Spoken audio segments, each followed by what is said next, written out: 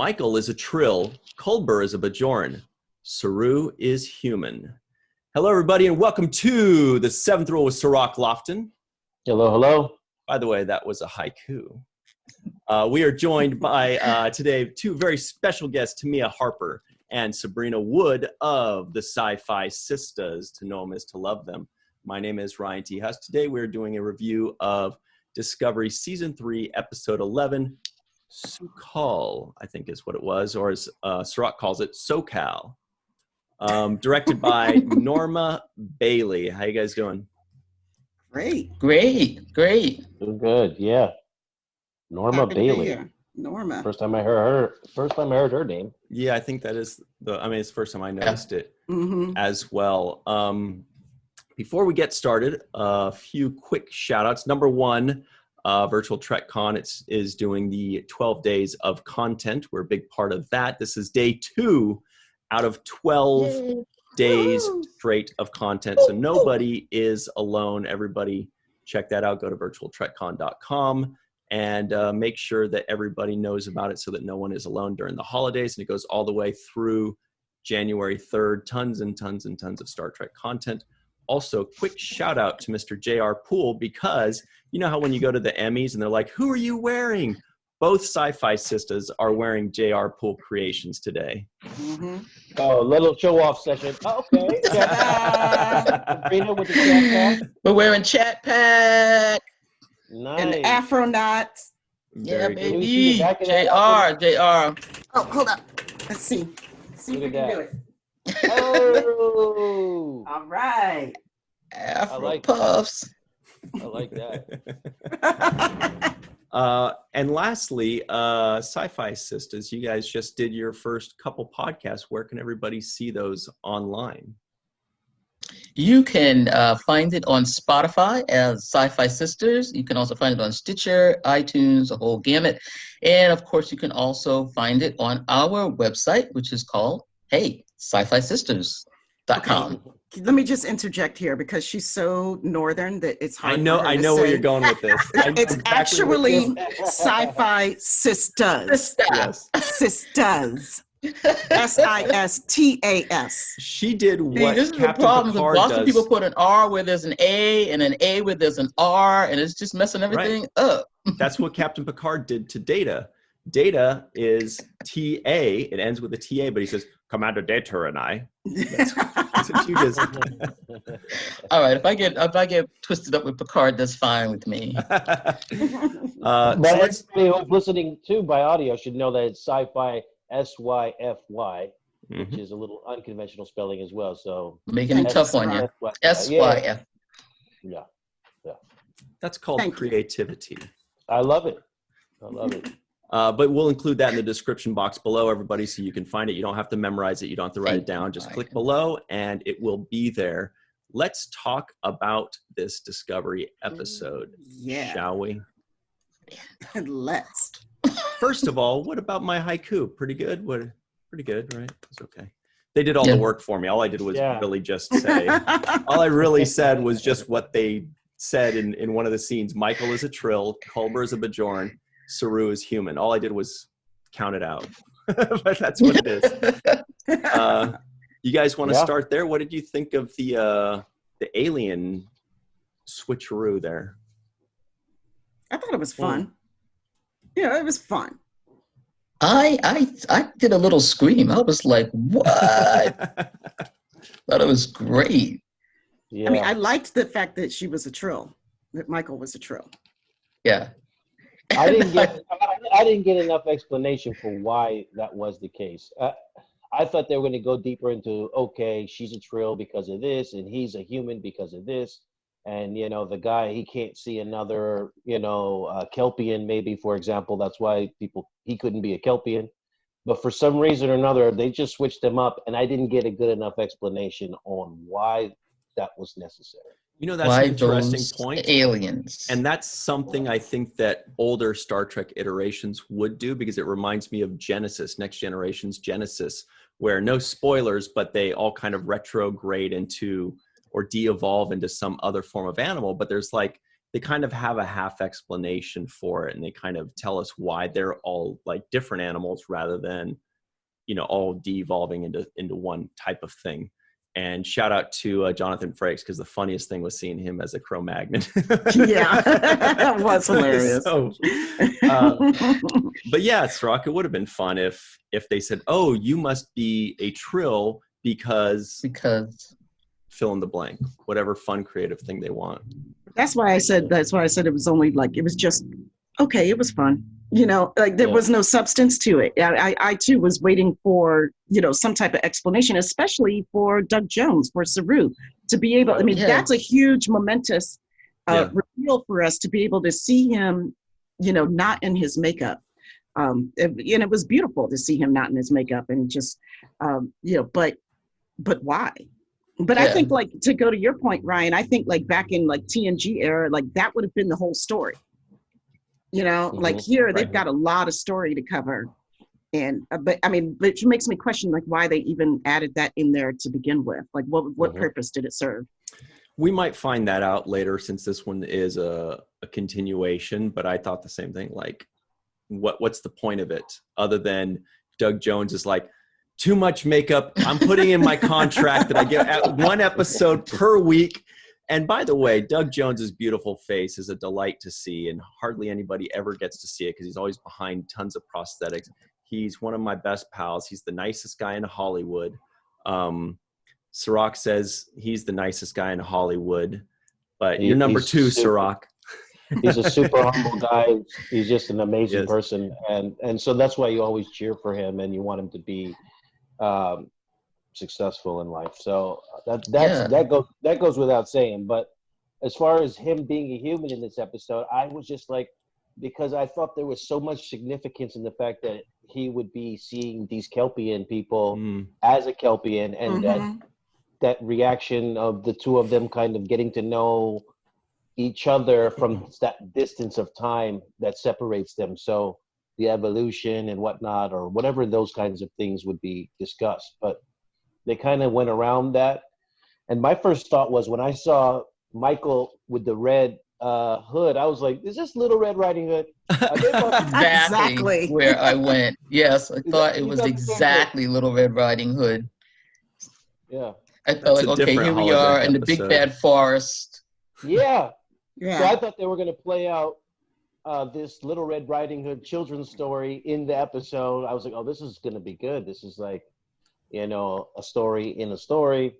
But they took that, and I mean, I couldn't expect what they were about to do. It was really kind of weird, me feeling it out. I was watching, like, okay, they got holograms. They got, these people are not them. They're different aliens. He's Bajoran. Why is he Bajoran? Yeah, so, right. He was rocking the earring, though. I'll tell you that. I know the earring looked good. It did, yeah. He did. And Doug Jones didn't have to wear heels. Yeah.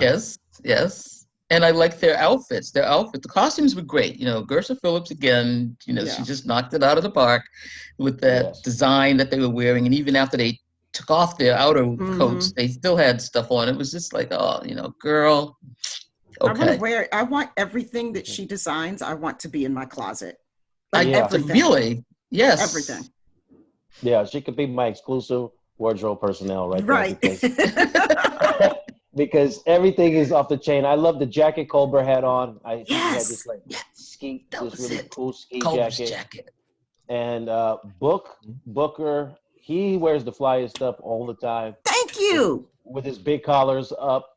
And I'm like, man, why couldn't I wear that stuff? You can do it. You can do it, Rob. Call her up and say, hey, we need some. I can see you in the Culber jacket for sure.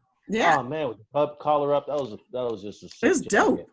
You know? Yeah, it was. It was the sheen and the design. I was like, oh man, this is such just. Yeah. And dude, Cirroc, you would totally rock it because you got that nice smooth head, you know, you get that profile to the side with the collar popped up. Shorty, come on, brother, come on. You know it. I need a big collar like that. When's your birthday? We're going to hook you up. August. It's right around Star Trek Las Vegas. You'll have to come to DC, though. So if anybody goes to Star Trek Las Vegas, just know Cirroc's birthday is around then, so feel free to deliver a birthday gift at that time to his table. Okay. I'm not soliciting, but I'm not turning nothing down. Yeah, I'm not going to say no. So yeah, I did like a few of those. I mean, just the outfits in general.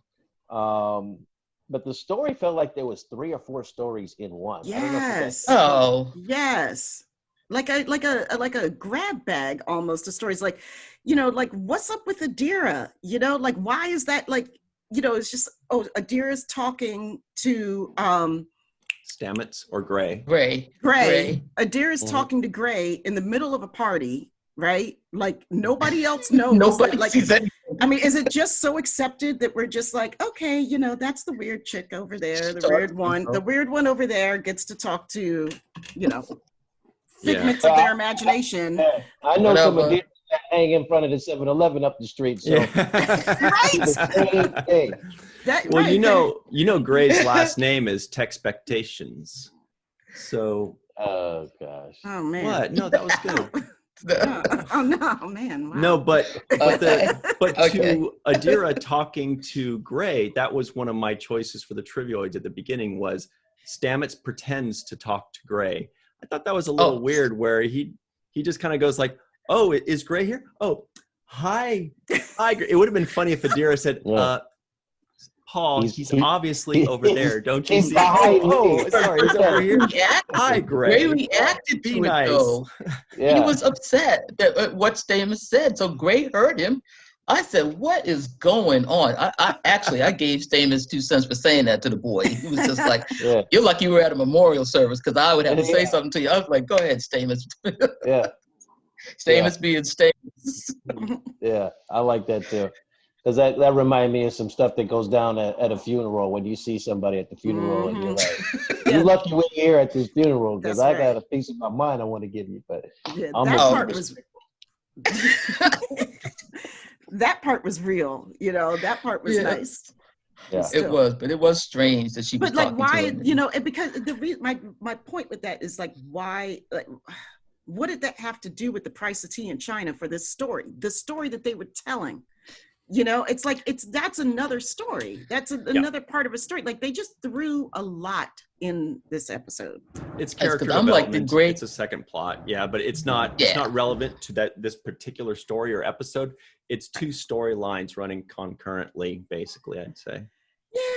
Yeah. It's gonna have something to do. I think something's gonna happen. It better come back around in the second part. Like you know what I'm saying? Yeah. Yes. Now, I do. Also, to the point, Cirroc, that you made about how interesting it would have been if Saru had remained a Kelpian so that he could identify with the other Kelpian, who, by the way, was acted beautifully. I forgot who the actor is, but he's done a great job there. Mm-hmm. But maybe that's something that will happen later, like when the child Kelpian is ready to see him, he's ready to see them for who they really are rather than a program. Then maybe Saru will be revealed to be a Kelpian and the kid will trust him and come along with him, or some, there might be some kind of reveal there, but you're right. It would have been the kind of a cool thing for him to see another Kelpian and say, what's going on here? Yeah, they lost that first contact moment right there. The question, I'm sorry to go back to the other issue, but does anybody ask themselves where Gray goes when she disappears? Am I the only one that's... No, you're not the only one. The whole Gray thing is like where Gray? Does she go inside her head? So then, therefore, she would be able to still. Well, there's a lot of gray area there. I said it first. Wow. I know. That one is all right. I like that one. Speaking of pulling things from your head, so it's all, it just comes out naturally. What magic? No, but you're right.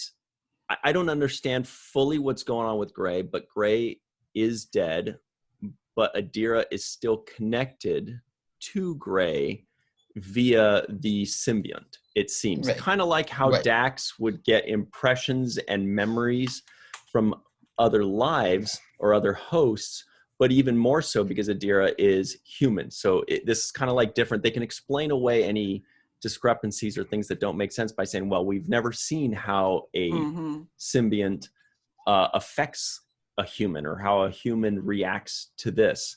So maybe we'll get more explanation. Maybe we won't. Maybe they'll just be like, well, it's a human. It's a first time. We'll see what happens. But as far as we know, Gray, the actual person, is dead, is gone, and is just living inside of Adira's memories or thoughts or symbiont.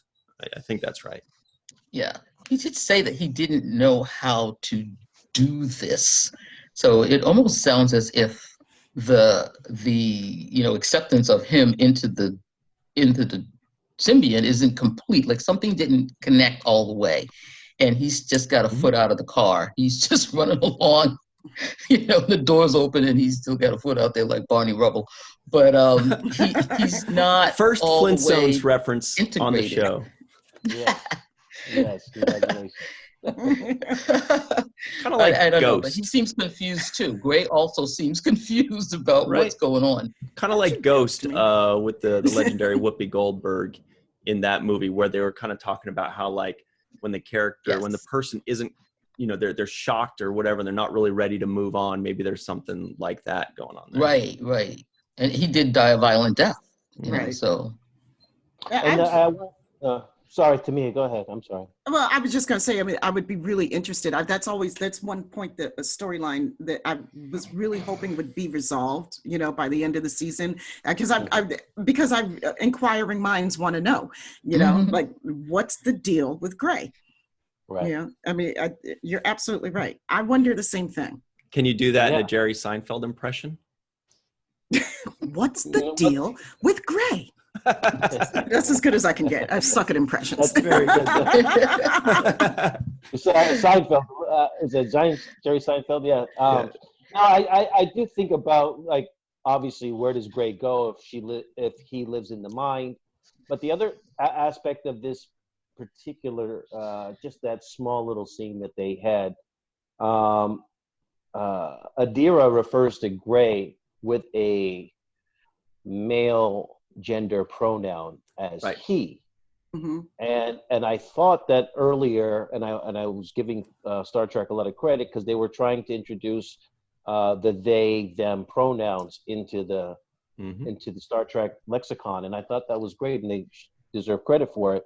But I didn't see it carried forward into this episode when Adira was referring to Gray, which I thought would be the reference of also using they, them as a pronoun. Right. So for now, Adira is they, them, their, and Gray is he. That's just where they have it right now. And they're consistent with it, at least to where they're now calling Adira they and them. And the entire crew is. It's not just the ones that Adira told Stamets and Culber, but it's actually trickled down to the rest of the crew. So everybody's aware of it one way or the other. Everybody got the memo. But it has not moved on to Gray. We don't know what the situation there with Gray is, but Adira calls Gray he. Yeah. Because I think that Adira is the only one who identifies as non-binary. On the ship that I've seen, yes. But you're right that, that's basically the whole Trill storyline is kind of open to that kind of blending, to where, because they have different genders and different sexes within their past lives. So it's very open to that kind of storytelling. Which is why I thought that was a conversation that Adira and Gray both had, and that they were both kind of in alignment with that. So that therefore she would refer to, Adira would refer to Gray as also they, but maybe that's another signal that he's not part of the they them yet. He's still outside of her, and he's saying he, and she knows it too. You're not in me yet. You're not one of the body. You're not of the body. You're not of the body. TOS. Landrew, help us. I don't know who that is. But yes, you do. Oh, Leandro Niels? No, not L. Andrew. No, Landrew from TOS. Landrew from TOS. Oh, okay. You gotta go slow on that. The TOS references with me and Cirroc. I know, man. That's OG Trekkies, boy. I know. We just wait for you children to come along, figure out the story. But, all right. No spoilers. We'll get there. I want to give a shout out to the graphics in this episode. I did like the way it looked, the nebula, and them flying through it. I thought that was yes. I thought it was Yeah. really Huge. well done. Unbelievable when, especially when books ship, that little baby defiant superstar, awesome little thing is just flipping around. I was like, woo, I'm watching Star Wars all of a sudden. And Star Trek is like, no, this is Star Trek now. Now we are awesome. Yeah, we do that too now. Right? Yeah. He said, I can morph. I can great. morph. I said, yes, you can, baby. But you know, I was thinking. Okay, let that hang. Let that hang. Let that just lay out there for a little bit. Okay. Okay. Just bring it back. Be still, my beating heart. Okay. Look. So you know, I was thinking. I was just thinking about the people who worked on this show from home. You know, what an amazing job that they did. You know, because everything just looked so incredible. Yeah. Actually, the entire set that Saru, Culber, and Michael were on, that's actually Culber's backyard. A lot of people don't know that. Get out of here. No. Get way out of here. No, but how awesome was that set? I mean, the production value back into special effects is just continues to be through the roof. That set looked awesome. They were in Mordor. There was a Balrog hunting them. Did anybody else think MC Escher? Like they landed in an MC Escher painting? With all the stairs. Yeah. I did think of that.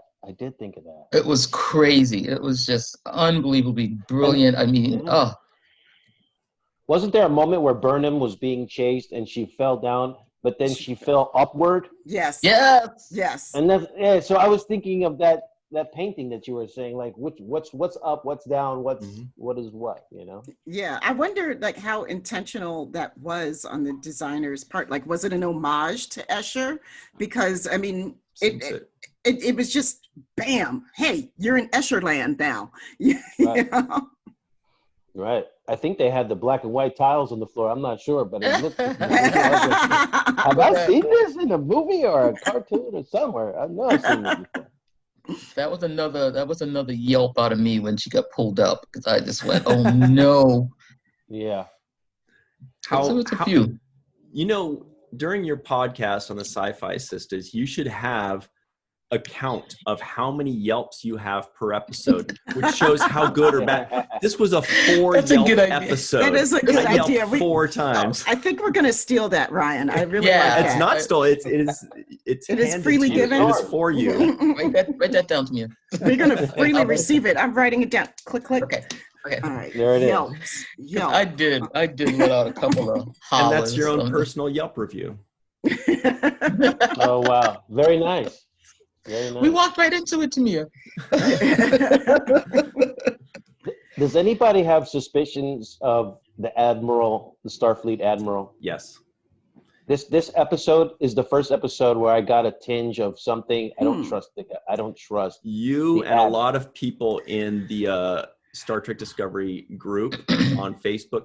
A lot of people were saying, "Hey, there's obviously somebody on the inside feeding Osira information," and they're all saying it's got to be. Who else can it be other than Vance, right? Or his aide de camp, whatever that chick's name was. She's hasn't been around. She hasn't been on, right? So yeah, no. Everything is need to know with Discovery, Yeah, and so because I was like, how did Osira figure out that they were over there? Yeah, I was. She was on. She was on. She went to the Calamar, Kelp land, whatever, Kelpian land. Where she was over there.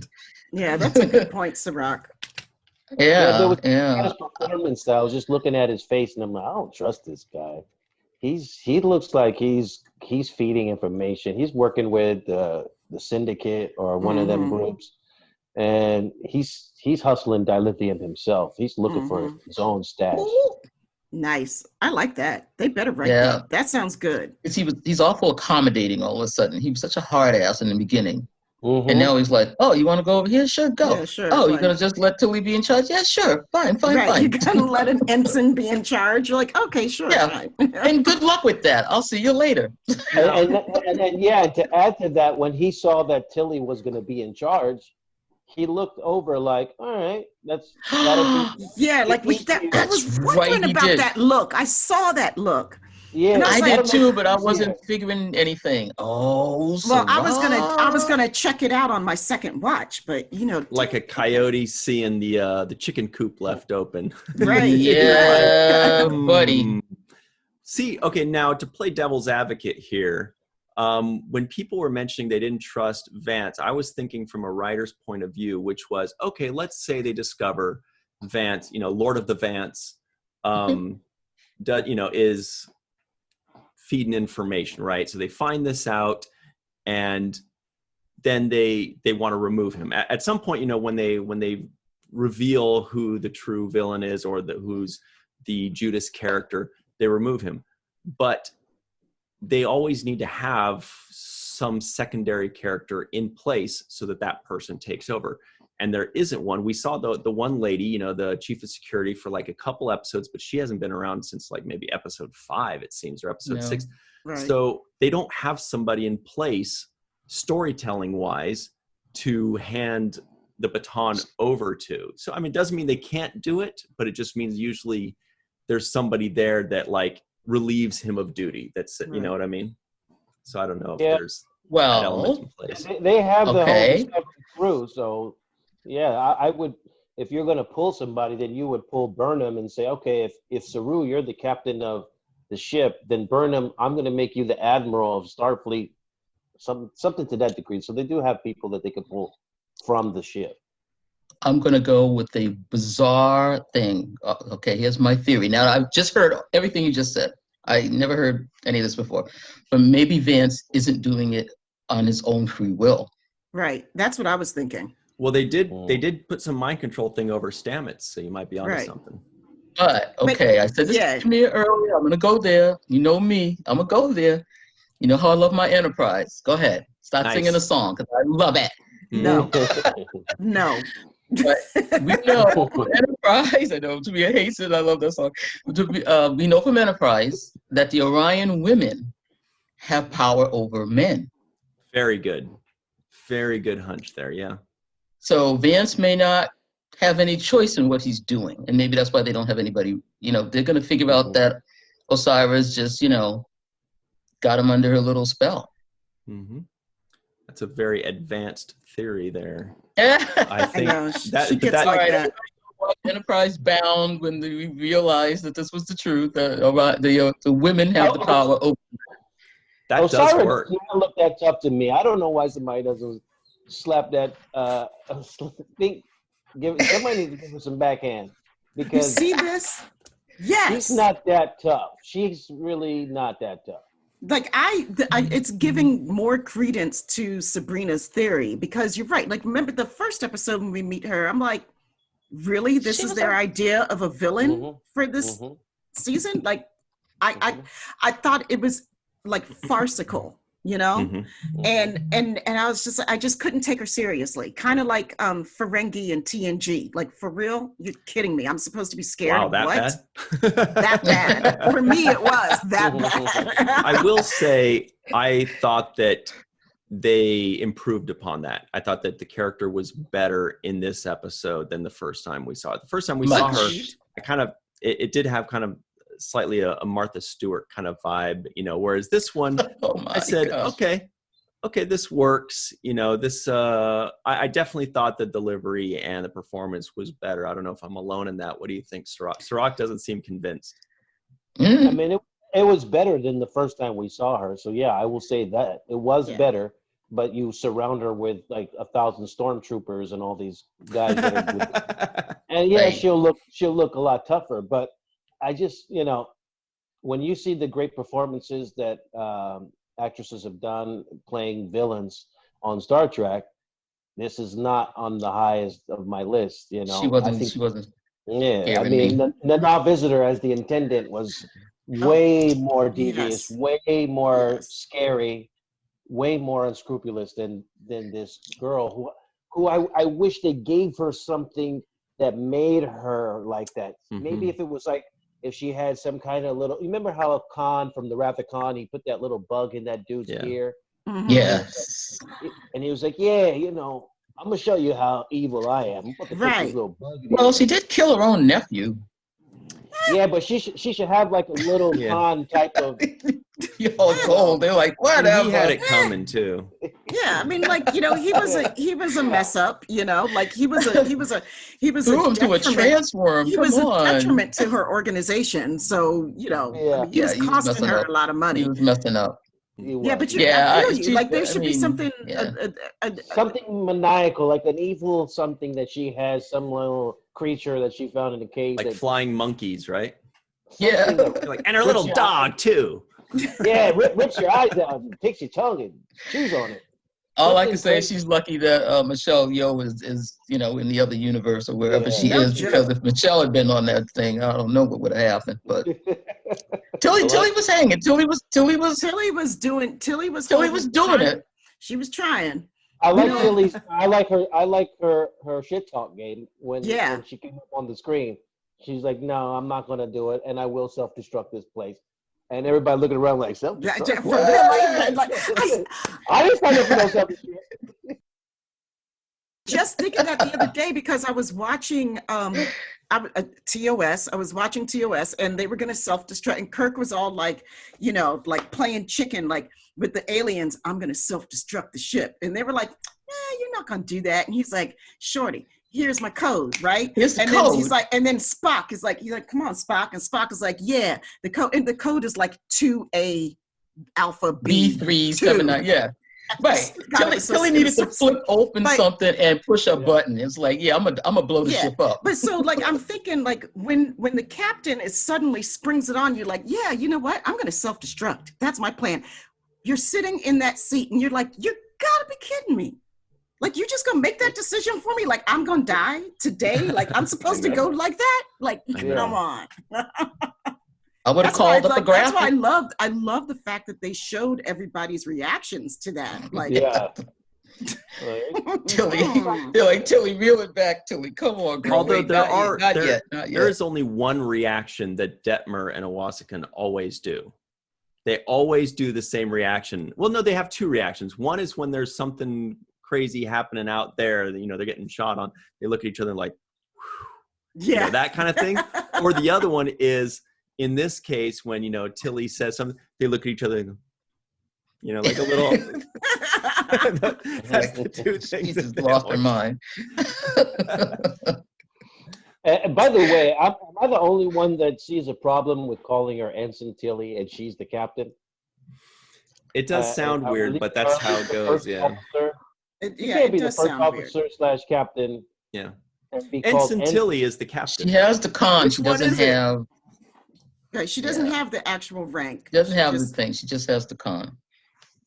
Yeah, but at least give her a miniature upgrade. Let her be like. don't scare me like that, Shavot. I was scared enough. She's in the chair, but you know, I'm hanging.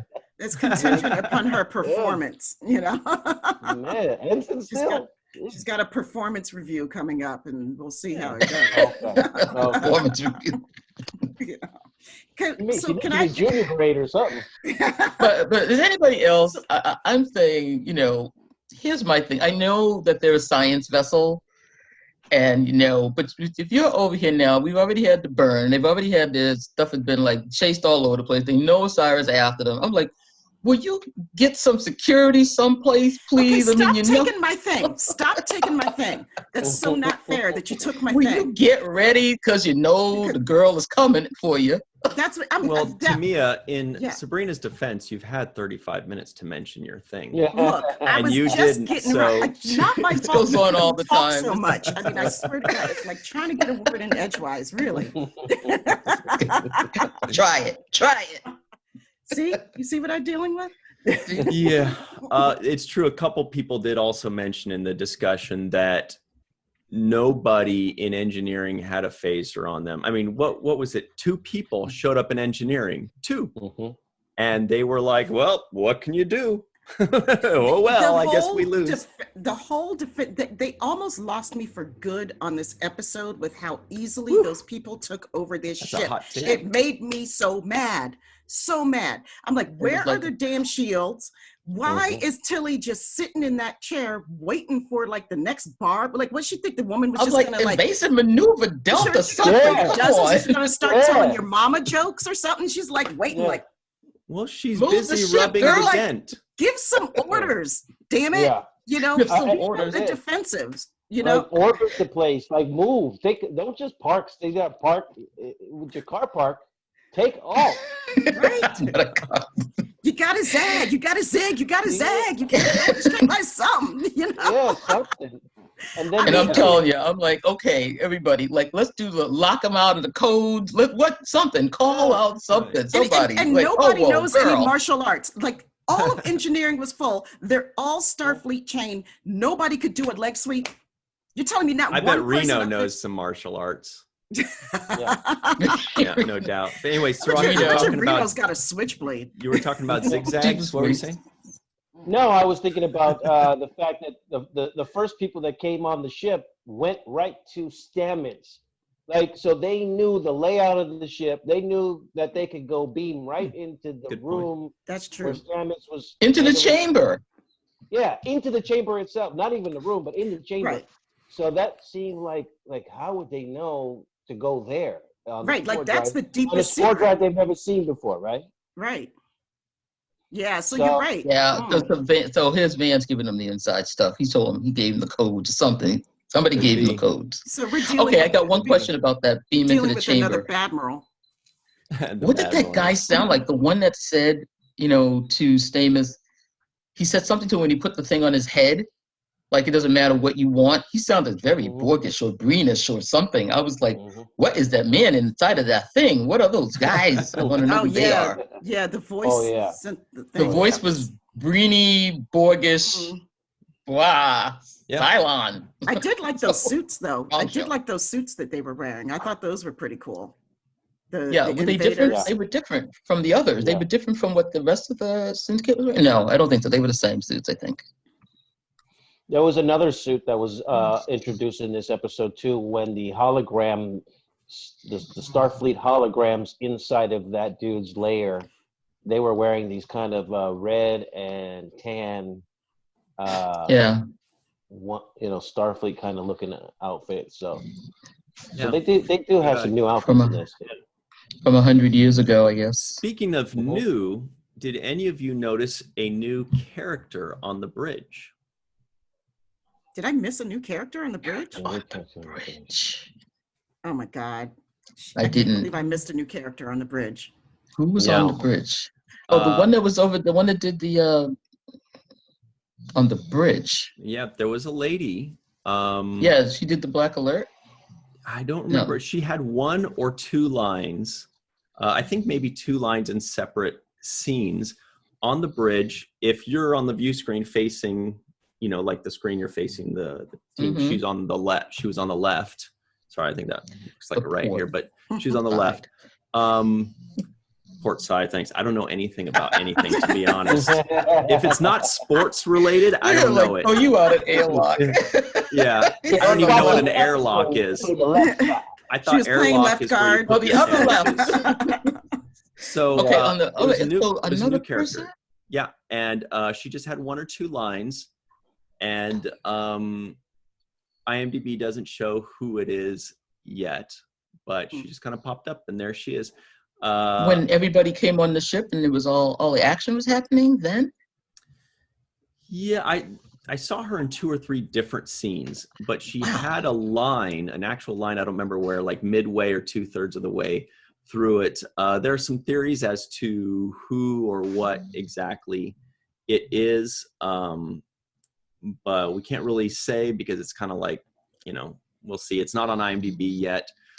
But it is an actress that may or may not have already worked on Discovery, but we don't know. Either way, we've never seen this character before. Okay, I got to pay attention to that. There was so much. There was a lot. I have a problem with the fact that Saru is always not knowledgeable of something. He's like, oh yeah, you're right, I should have done that. And it's like Michael's like, no, you're compromised. You're already thinking, and Tilly does the same thing to Saru. Everybody seems to know more than Is the guy. he getting dumber? Is he getting dumber? Yeah. Remember how smart he used to be and how good he used to be? And now he's just kind of like, not. Yeah. I understand them wanting to show an arc of growth in the captaincy, of him, learning to really be comfortable in this position. But I agree with you. Like every episode now, we're getting something where it's kind of obvious. It's stuff that he knew 3 episodes ago. He used to know it. Yeah, exactly. Yeah, you're right. Like Michael's saying, actually, Saru, you should do it this way. Giorgio would say, Saru, you're doing it wrong. Vance is like, you're doing it wrong, Saru. Tilly's like, well, maybe you should do it a different way. Poor Saru, man. Like, he's having a bad month. Yeah, he really is. He used to be like the star pupil of like the captains, and now that he's in the captain's chair, he's just having a bad month. He'll figure it out. Yeah. Do you think they're setting up? Did you guys think that they were setting up for somebody else to take over the captaincy? Yeah, it seemed that way. They certainly tried to make it feel like that. And then when Culber said, I'm staying too, I was like, what the hell's going on? Right. Was this a two-parter? I wish they told me this was part 1 because I would have expected to see that there would be more stuff unresolved. But yeah, I was surprised by that too. Well, from a writer's point of view, they say something like if, one of the rules of screenwriting is if you are going to show a gun in a script, you better use that gun, right? Right. So think about it. What have they shown over the last 3 seasons? They've shown multiple times that Tilly is meant to be a captain. Mm-hmm. They've hinted multiple times that Michael Burnham is meant to be a captain. Giorgio just last week said, that Michael Burnham is much superior or greater than Saru as a captain. So they're certainly leading us to believe that at least at some point, maybe at the very end of the series, Michael Burnham is meant to have a greater purpose, whether that's in Starfleet as a captain or the head of Starfleet or something else. Mm-hmm. Or Captain Tilly is going to happen, not Killy, but actual Captain Tilly. So from a screenwriting point of view, they're planting the seeds for us to expect that those things are going to happen. What happens to Saru, I don't know, but that's seems like where they're leading. Yeah. I'll buy that. I had a little kind of a nitpick. And yeah, I don't have the time, but I'm going to give it to you anyways. My nitpick was Osira's ship wrapped around the Discovery, and then Discovery transported out of there with her ship. Mm-hmm. And I'm like, well, doesn't the spore drive only transport Discovery? Mm-hmm. Will it transport something attached to Discovery? And if so, why wouldn't then Starfleet, when they needed to make these kinds of jump missions, you got it, also attach their Starfleet ships to the Discovery and go with them whenever they needed to go somewhere, and say, instead of saying, oh, you go by yourself? Ooh, that's a good point. Well, it was those tendrils that we saw come out. So, that was pretty ominous looking. So something is with that, it wasn't just a one little grappling hook. That was right. Or a trap. Yeah. I agree with you, Cirroc. Like, I mean, Subrina and I were talking earlier, and we both were like, wait a minute. It was like, so Discovery can take something else, through the spore drive. Like, how does that work? You have coordinates to and the equations for the mass and everything for one ship. Mm-hmm. Well, there's that thing that Stamos has on his head. Maybe they've got those tendrils. In which case, you might want to. I kind of always say, look, even if they're just trying to explain it, like, okay, well, they've got these tendrils, like these Borg tendrils that come out. Yeah, I don't know, Sabrina. You think that's what it is? You think that it's and Stamos's headgear? The headgear he has on and the tendrils. There's something I mean, going like, on with the two of there's those. something going on with the tendril things for sure. I mean, or like maybe it would, because when we saw it, I was like, oh, future grappling hooks, that's all they are. It's just space age grappling hooks, Right. Well, it looked organic though to me. But they did, well, yeah, they did. It looked alive, right? Yeah. Transworms. Yeah. So maybe, and then Subrina and I were saying, like, in that last shot, when Burnham gets there, she sees, like, we don't see Discovery in that shot. I had to see it again. I watched it again. Yeah, Discovery. You have to look really close, right? It's so small, and it's like black on, like, different shades of black on black, right. But maybe you can. I don't know. I would like that explained. Yeah, I would like the science of that explained. That's because one of those otherwise things where we're you just watch it starting twice. to go into magic territory. There's something with the transworms that stuff. I mean, it's all connected because, like you said, Ryan, you don't put something in the script unless it's going to do something. I don't know, maybe the transworms just eat people, but I don't know. They're hunting them. They're looking for them. That's true. Yeah. Go ahead, sir. I have another nitpick to add. Hit it. We're ready. You got the Council of Elders right here. Working on these. We're going far and wide on this one. Far and wide. And this one is about the burn. So the burn happened as a result of this kid having chasing around this monster and being apoplectic. I'm apoplectic. And it didn't happen again. Except for when Saru shows up, and that's the first time we see the signs of what causes the burn. That right. That's like, it's kind of weird. Well, nobody else. That's a working theory, though. We don't know for sure that that's what it is, but so far that's what it's starting to look like. Yeah, with 2 episodes left. Yeah, this kid is worse than Trelane. Yeah, he's like. Yeah. He has a temper tantrum, and Starfleet is done. And the burn happens. Who are these mothers that leave their kids with matches? That's what it is. Exactly. They left their kid with matches in a firecracker storm. Yeah. Remember that kid on the gas planet that his mother left him there, and then he pretended he was Riker's son and all that, and made up Minuet, and there's another kid that got left behind by some mom on a planet. The kid didn't make that up. That was Romulans that were working on Riker.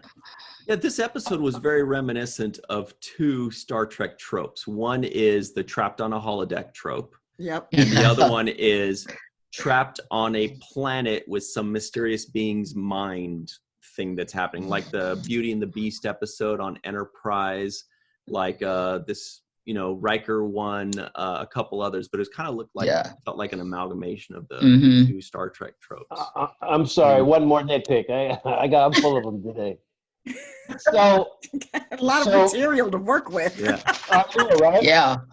So Adira sneaks onto Book's ship with the hopes of giving some pills to Burnham and to Culber and Saru so that they can extend their radiation exposure. Right. Well, then why wouldn't Culber just bring a bunch of them pills with him exactly. when they went to the planet? That's what I was thinking. Why not bring a whole Ziploc bag full of them and just she swallowed it. She put it in her mouth. They had it on. I don't know. Yeah, that was bizarre. She took one. She took one herself. Right. She took one herself? Yeah, she took one. I mean, they had it for herself. Right, and they Sabrina's took one before they left. But if that was the key to keeping you alive, wouldn't you take a whole pocket full of them? Exactly. Like rations, like food. You need this every 4 hours or whatever. Right. And for emergencies. Yep. Yeah. Well, they could only stay there another hour or so they didn't need much. I just like that Subrina said that they took them in their mouth. Like almost like a mama bird, like just puts in it like this, and then when Adira arrives, like gives it to I'm heading in. Here's some more. It's saliva activated. Hey, I'm telling you. Chewable. Radioactive. I don't have pockets to carry. Like, I'm going. There's your second Flintstones reference. It was right that there. big. Flintstones There it is. There it is. Brought it all back. Yeah, but that's a solid nitpick. Why not just bring more pills if that's all it takes? Or maybe it was just something that Adira just created on the spot. I don't really know, but I don't know. What do you guys think? I just thought that all was just, I mean, I know that it's going to be continued. It just seemed loose, of not a tightly written part. Like, I mean, I didn't get it. You know, like, why is she going down there? What's the plan? Oh, to take medicine? Really? She's doing something else. There's got to be something else. Yeah. There's got to be. Yeah. You know, and then like, you know, like was the plan just to take the medicine and come back? You know, like they had to jet, like they had to leave her. Like was that part of the plan? I don't know. It was. Yeah. I had to watch it a couple times because I didn't know what was going on for a second. I was like, wait.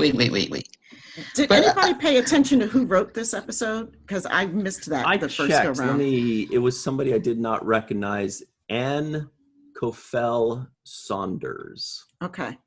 That seems like a new name too. That means nothing to me, but that's okay. Good for her. I mean, it was involved. I mean, hey, imagination. There's a lot. So we've got how many episodes left? Two. Ooh. We have 2 episodes left. The next one is the 800th Star Trek episode ever, and then the other one is the final Discovery episode of season 3, also the only one of 2021. We only have a few minutes left. I did want to point out, because she is one of my favorite characters and actors on the show, we had a Dr. Pollard sighting, which was really cool. I put in my notes, Dr. Pollard has kitty duty. She's like, can you watch my cat for me? She's like, I'm not going to watch your cat. Well, she's got a hurt paw. All right, I'll watch your cat. There's new clothes too, new outfit. It's good to see her. We love Raven Dowda. She's so dope. She's so rocking dope. the non-look. Loved the panel that you guys did with her on the last VTC. It was amazing. Amazing. Right. That was with Conrad Coates and Michelle Hurd, right? Yeah. Yes. That was a great panel. Yeah. I have one last thing. Please, one last thing that I'm noticing in this, and I think it's maybe interesting. But these guys are going to be together here for God knows how long. I mean, you're on duty like for the rest of your life. It's pretty much you're never getting a day off. And they've got these relationships. Lieutenant Non. Then you just except I think we'll see her again. I think we'll see her again. Jet gets a lot of. Jet goes on vacation. Where is Jet? Jet's like, I feel like working today. I'll show up. Yeah. She's like, I'm going out to get licorice. Leave me alone, okay? Jet is like that employee who's on limited part time, and they've got FMLA protection. They're like late all the time, and you're like, can't fire FMLA.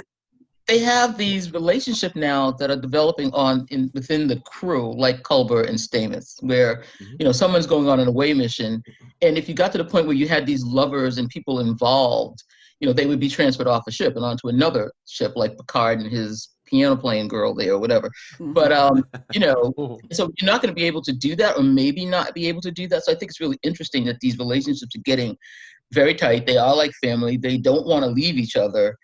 And how are they going to deal with, Stamets was like, you can't go. It's like, well, you can't get like that, So I think it's going to be very interesting watching these relationships get deeper and deeper, and they get in more and more danger. That's actually the one thing that I really loved. One of the parts of the episode that I really loved was that scene between Stamets and Culber. It was really touching, what your point, it makes me think like that. It felt like very kind of DS9, we're starting to get, well, first of all, a lot of the tones of how this was shot reminded me of DS9, like the darkness of a lot of it, and it was just comfortable, because I don't have HD DS9, but remastered, but but also just like you said, those relationships, that was the last time we got that in Trek. So and it feels like coming home when you start to see those relationships explored in this way. Speaking of Stamets and Culber, one thing I did notice when Stamets was talking with Adira, and he was referencing Culber, and he was like, well, Hugh and I are sort of a package deal. And I was like, wait for the wink, but it didn't come. I thought he was going to say, we're sort of a package deal. With Culber in his tight clothes. I'm like, But I felt the relationship building that you highlighted to me about Stamets and Culber. I felt that moment in the scene, but I also felt it when Book was saying, I'm going to go get Michael. Yeah. And I also felt it when Michael was like, you know, when she was saying, so how's it going? Yeah. Tell me, keep the comms open. Like, you could tell that they truly kind of care about each other. Yeah. These people would be transferred off ships in other iterations. But, you know, Book and Michael and Stamets and Culber are going to have to deal with this. And, you know, okay, another question. When are they going to put Book in a uniform? Because my boy did three things on this episode that I think he had his moment 3 times. Yeah, he did. You know, real quick about Booker, I was just thinking that. I was hoping we could talk about him a little bit, was because I see how perfectly they were able to incorporate Booker into this. At first, I was skeptical because I'm like, how are you bringing an outside person onto a Starfleet vessel? I mean, they do it all the time with Quark in, you know, Deep Space Nine, with Neelix on Voyager. They do it all the time. Guinan on Next Generation. They always have that extra person, that outside point of view. And I was kind of a little skeptical. How is it going to work with this guy? How are they going to pull it off? Because he's not, you know, just an advisor or a bartender or a counselor or something like that. But I see how they're going to do it. And it's going to be a perfect mix, because they now have this other ship that can do all these other things that belongs in this future timeline. So it can do things that Discovery can't. It's small. It's kind of like Voyager's Delta Flyer, or Delta Flyer, Space Nine's Defiant. Exactly. Right. It's going to work beautifully, and they're going to have a good relationship, you know, between Booker and the rest of the crew, and they're going to be able to trust him to do these other missions and to do these side projects. I think it's going to be great. Yeah. If I am, I don't want an outfit. I'm keeping the letters. Just give me, you know, just give me a job assignment. Give me a title. Just give me a badge. Give me a badge and a job. Yeah. But he's a captain. Right. He's his own captain. He doesn't need to come on as an ensign. He's his own captain. Exactly. I don't see Booker like fitting into the Starfleet model, you know, like, I mean, he is his own entity. He's self-contained, you know, and he shouldn't be restrained. I think like Starfleet would be entirely too restrictive. And I think, like, you know, going back to that other point that he made with Saru, like, you're going to need somebody who's not bound by Starfleet edicts, you know, and principles. You know, he's like the Han Solo of this thing, you know. He's going to Han Solo. When we saw him he's a black Han Solo, ship, right? We and noticed he flew the hell out of that thing. That was very Orlando Calrissian, but yeah, that was totally the Millennium Falcon we saw there. Yeah. Looks like we're just about out of time, guys. But the SyFy Sistas are awesome. You can find them in the description box below. They spell things in very creative ways, so make sure you check that. It's really easy. It's SyFy like Sci-Fi Channel, and Sistas like Sistas. There you go. Come to DC anytime you want, Ryan. Sabrina, the white guy, said it better than you do. Yeah, you hey, said I'm it from right. Boston. What do you want? Yeah, you did say sisters. You got a DC pass. We're the SyFy sisters. Anyway, thank you so much for joining us. It's been a load of fun. Yes, please. Can we just say before we go, just peace and love to Fran Taylor, our other SyFy sister, and Yvette Blackmon, and JD Keeling, the rest of our SyFy sisters. We love you. We sure do. And our bridge crew. Our bridge crew. Oh, you guys play bridge? You have to get that when you're doing. Oh, well, my grandma had a bridge crew too, your but she invite meant it. just got revoked from DC. You have to earn that back all over again. Yeah, I know, right? We don't care how you pronounce sisters. You're uninvited. All right, but thanks very much, guys. It's been a pleasure. We always love talking with you, and you're always great. Thank you. Out on the internet and in the live chats. So everybody and keep representing for all the sisters out there that are SyFy fans, because we always get kind of marginalized and swept under the rug, but our voice matters, our opinion matters, And I'm glad that you guys are representing for the women out there, the Black and brown women out there that want their voice to be heard as well. So thank you so much for what you do. Thank you. Oh, thank you. Thank you. Much love. And thank you all very much at home. Check them out and keep watching Discovery for 2 more weeks, and then we'll see what happens. And we'll see you next time on The Seventh Rule. Always remember the 7th rule.